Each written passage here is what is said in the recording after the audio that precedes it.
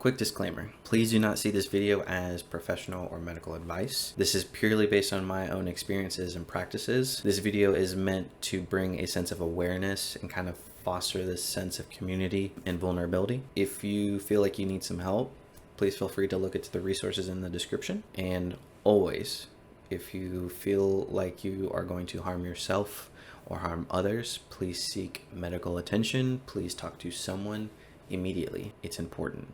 You're important. Just remember that you are not alone, and I'm happy you're here, always.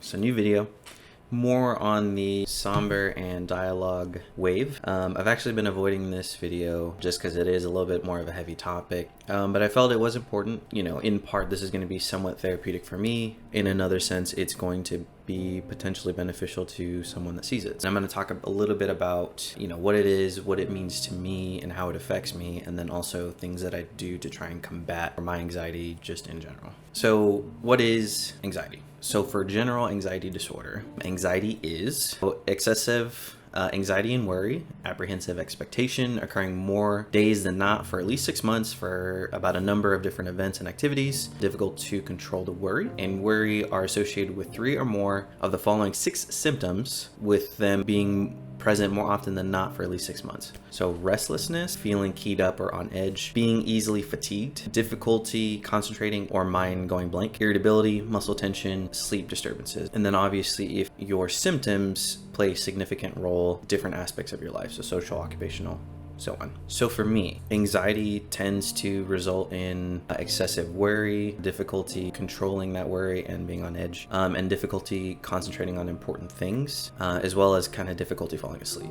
Some aren't as bad as others, but I kind of want to break down each one. So for excessive worry, I tend to worry about everything, honestly. I'm constantly, I feel like anywhere between like a 5 to a 7 out of 10, 10 being like full-blown panic attack, like needing to go to the hospital type of thing. So I'm usually within that range, more so kind of like at a 5. And that could be anywhere from my future career to figuring out who I am, my new role as an artist, as a new artist, just relationships that I have, my health, and kind of self-worth. So for example, I currently live in Texas, but towards the end of the summer, I'm actually going to be moving back home to Nebraska, where I'll be going to school and just being around friends and family again. That's one thing I said I was never going to do. Like, I never wanted to go back home. I just always had this feeling that people there tend to work, pay taxes, and die. And honestly, that's one of my biggest fears. After I get out of the Army and I went home, you know, more frequently just to see family and friends and whatnot, that perspective kind of changed for me. In all honesty, there was a catalyst to me wanting to go home.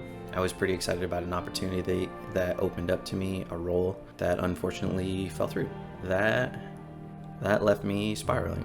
I started questioning everything, so I questioned my ability to make good decisions or to jump into something that felt right, or my self-worth and just my ability to just do anything, like what I was capable of doing. I was questioning pretty much everything. And that set me back for a while. That's honestly why I didn't post videos for a couple months there. From the very beginning, I was smart enough to kind of jump in and understand that if the opportunity fell through, which unfortunately it did, I need another solid reason to go home. In all honesty, it's giving me a chance to kind of conquer that fear, conquer anxiety about going home and being complacent and just kind of doing a 9 to 5 and going home.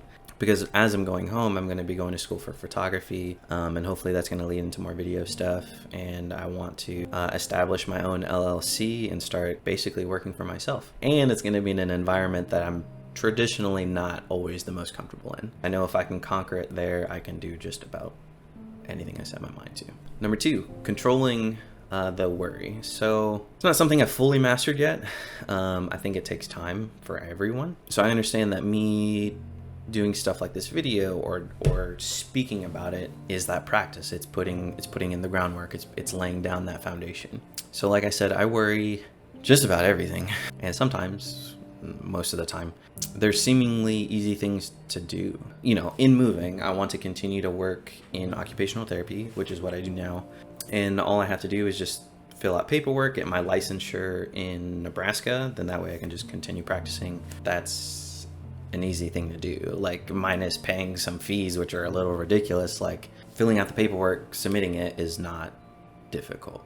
It's taken me months to do that. I feel that crunch the timeline crunch, which procrastinating is not helping that at all, obviously. Part of it is me submitting the paperwork and getting that finished or getting it checked off makes the move more real. So then I kind of back away from it just a little bit. You know, it's kind of hard to see the trees within the forest. Like, I know the saying goes, it's hard to see the forest beyond the trees, but I'm kind of the opposite. Like, I get overwhelmed by the big picture, so it's hard to just kind of pinpoint little things. So because of my inability sometimes to control my worrying, I'm obviously going to be a little on edge. I'm always a little bit anxious. Like I said, I'm at like a 5 every day. I'm anxious right now. Like, some days it can be, you know, as low as a 3. Most days it's like a 5, which might not seem like a lot, but your end goal is to be like at a 0. You want that number to be very low, but having it constantly at a higher level will mess with you over time. It's like having a resting heart rate of 110 all the time. Like, 110 is still like fairly normal and within reasonable bounds, but that's not something you want to be at when you're just like sitting there. Neither is being at a 5. So over time it's not going to be healthy. And I'm always wondering if I'm doing the right thing, or if I'm annoying or bothering someone, or if I'm doing enough, or if I'm just being lazy, or if it's even worth me trying, or if I'm even worth trying.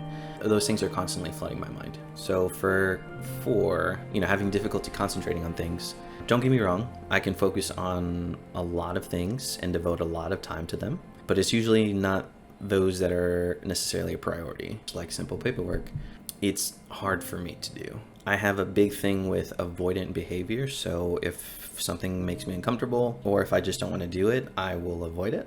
Like, oh look, another YouTube video. Let me check Instagram for the 300th time today. I tend to avoid things that I don't want to do, so therefore they don't get done, and then when I do try to tackle part of it heightens my worry. It's like a friend of mine once said, it's like being back in grade school and the teacher asking a classic question and you know the answer, but you hesitate to raise your hand. I know why I do that. I'm just trying to figure out ways to tackle that. And then even with the things that I do enjoy, I have difficulty enjoying it because I have this constant voice in the back of my head saying that, hey, you should be doing something else. You're wasting your time. Do something more productive. Why are you doing this right now? And it's a lot. It's not so much that it keeps me from doing things that I like to do, but it's enough to make me not fully enjoy it.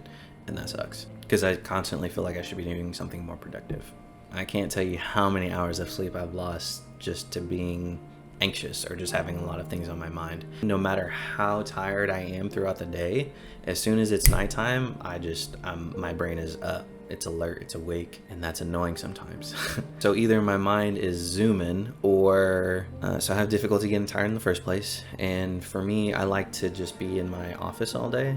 I like my solitude. I like my space. And I feel like having an office and nighttime is kind of go hand in hand. And I just find comfort in those things. It's my safe space. So my brain naturally is more comfortable and tends to wake up during those environments. I'm working on it, but I haven't fully mastered that yet either. So I've only really been aware and more in tune with my mental health for the past couple of years. I started thinking about it a lot more and drawing more perspective when I was teaching behavioral health classes for the Army. So we would teach these classes and I would notice more and more all the things that I was doing really well, but then all the things that I was like butchering. And I remember it was interesting. I think it kind of started there. The first time that I really opened up to people and just like spoke my mind as an adult was with my two tias, my aunts. And it was like a floodgate, man. It was just like just word vomit.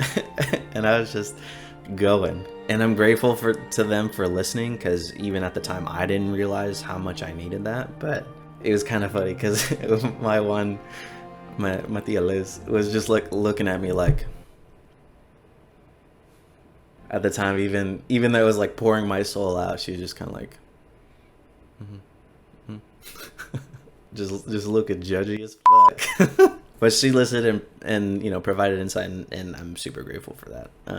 But that was kind of like the first time I remember just letting it go.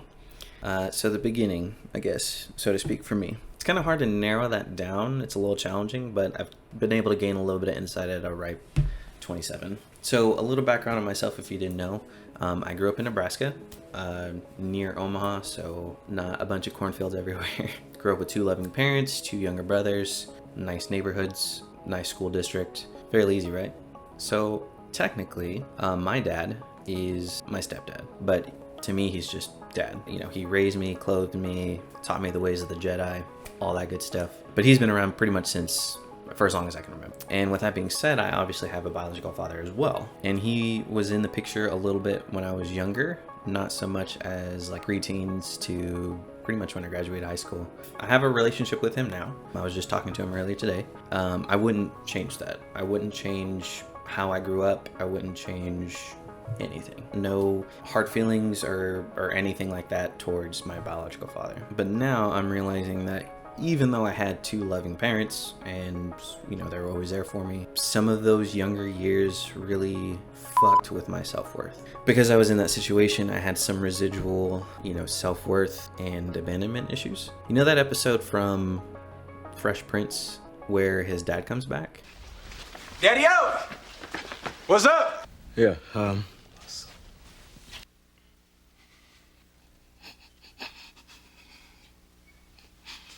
How come you don't want me, man? That episode to this day still fucks me up because I felt it. I've talked with my biological father about this stuff before, and you know, he's told me about some of his life experiences, and honestly, like some of the things he had to go through, like so even though we've reconnected as I've been an adult and I've gained some perspective and some understanding as to why he wasn't around as a kid, that's trauma. It might not be the biggest because again, I had 2 loving parents, but like that can really mess with you, especially as a child, because you're trying to understand it from such a small perspective. Like you have such a small set of data to like try and compile your thoughts with as a kid, and it's just hard to come up with anything better than, oh, maybe it was me, or maybe I wasn't enough. And I've seen that kind of bleed into certain areas of my life since I've been a kid. Because I have a fresh perspective on it, I'm working on it. It's getting a lot easier, but it still is a factor. And then also growing up, I was the fat kid. Like even to this day, I still kind of have that feeling. Like that sucks. That's created self-esteem issues from the jump. Like I've been the fat kid since I was 6. I still have body dysmorphia, and yeah, I get it. I might have like a slight pudge, like muscular and whatnot, and I know logically I know I'm not fat or I'm not obese, but that doesn't matter. It still bugs me. It's still fresh in my mind on a daily. And honestly, even sometimes when people are like, oh no, you're skinny, or you're swole, or you're super fit, it's like that almost kind of makes it worse because I can't see myself the way others do. Yeah, so I'm still working on it. Even to this day, I don't really like going like to the pool or some sort of water spot where I have to take my shirt off, because I just don't like people to see me without my shirt on, even though I'm really not fat, or you know what I mean. So that still messes with me. At no fault to them, when I was growing up, I was very much raised in a military style household.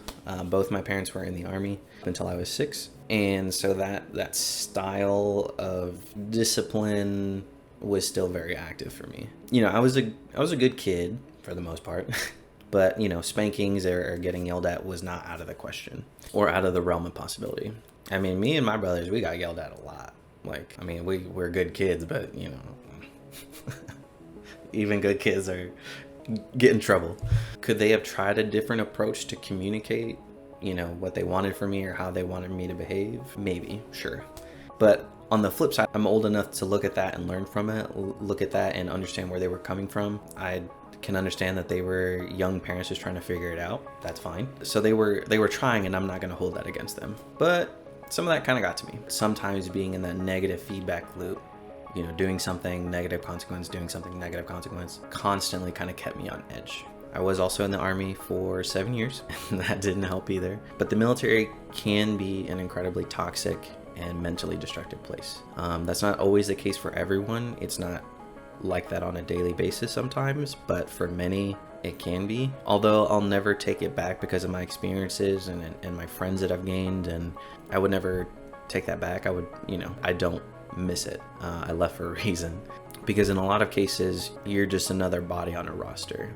You're just a number in a lot of situations. And that fucks with you mentally all the time. You're not allowed to voice your opinion if it contradicts whatever's going on or the powers that be. So for doing that for 7+ years, and that's a job you can't quit. Like, you can't just walk away from it without extreme negative consequences. Not being able to have a voice or not be able to express myself the way that I wanted to or do things logically, that was devastating for me and for plenty of others, I'm sure. So, and then with growing up, and maybe because of my self-worth and self-esteem issues, I had a lot of phobia about letting people down or seeing me in a negative light. I would try to be sneaky or avoid things that would either get me in trouble or put me in a negative lens, So I would either lie about certain things or I would just avoid them in general because I didn't want to be a letdown.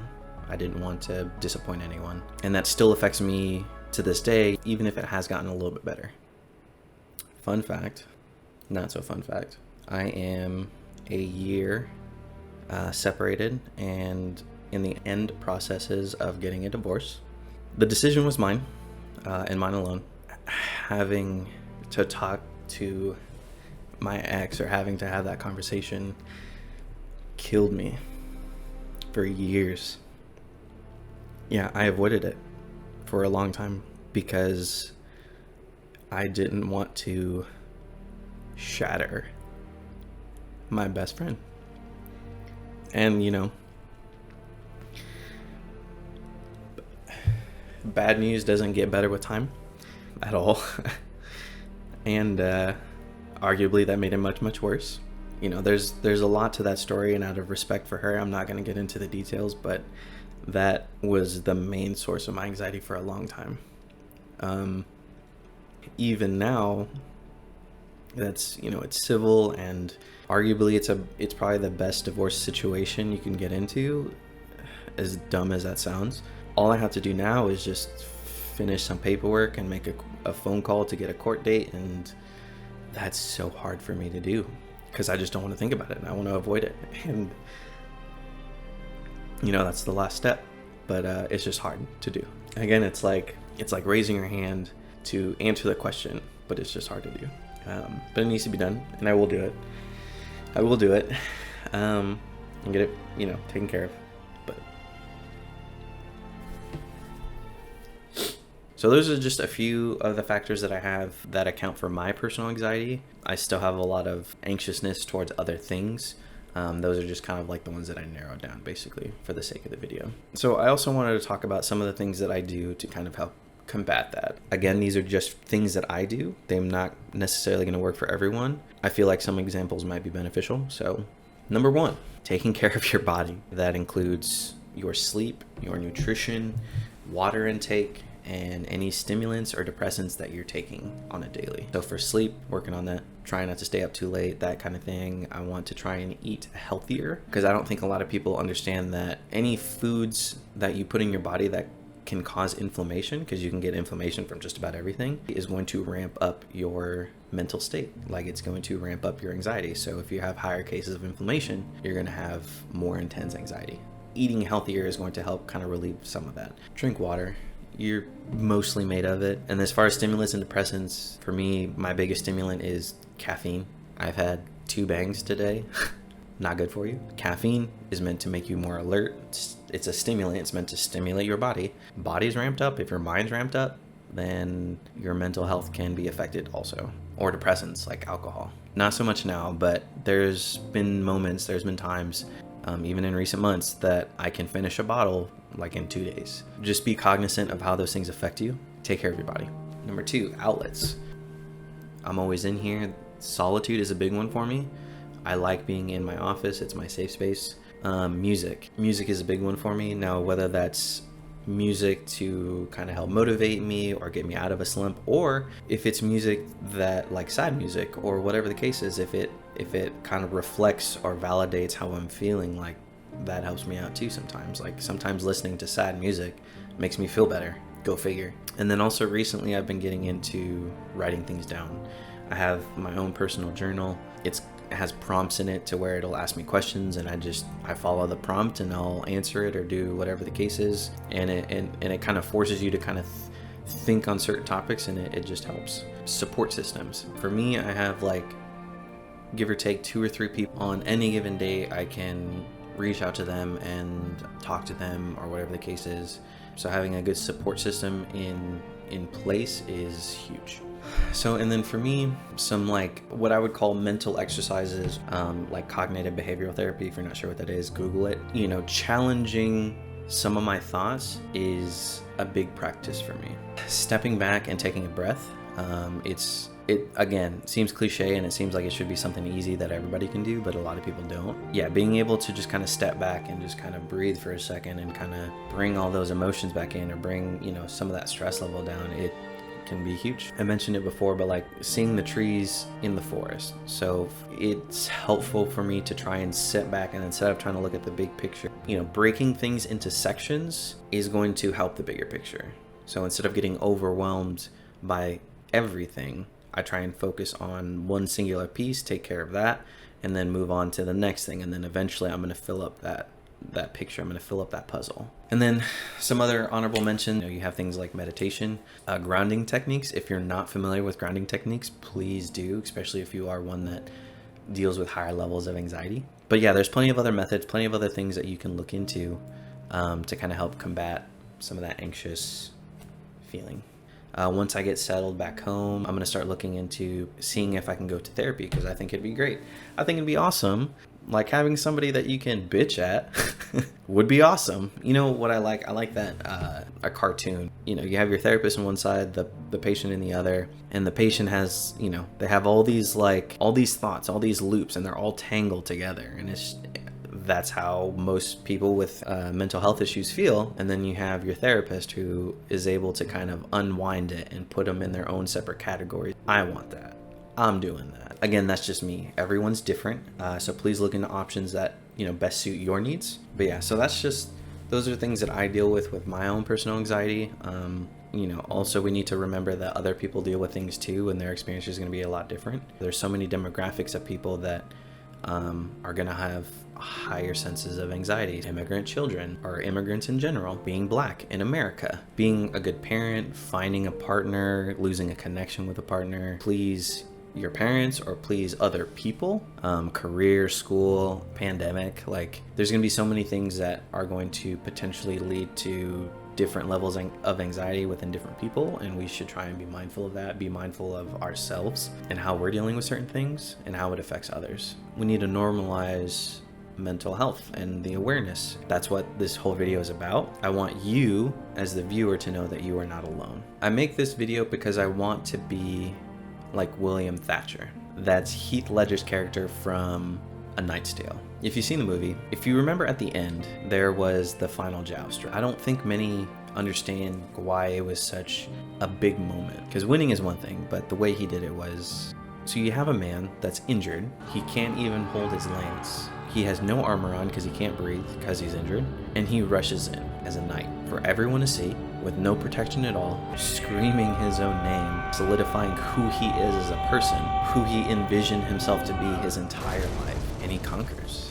I want to be like that. I want to make vulnerability the ultimate strength, because it is. Being able to run into a battle with armor, no sarcasm or arrogance or humor, no other shields, no protection. To go into a situation with just you and win. Vulnerability is the ultimate strength. I want to be William Thatcher.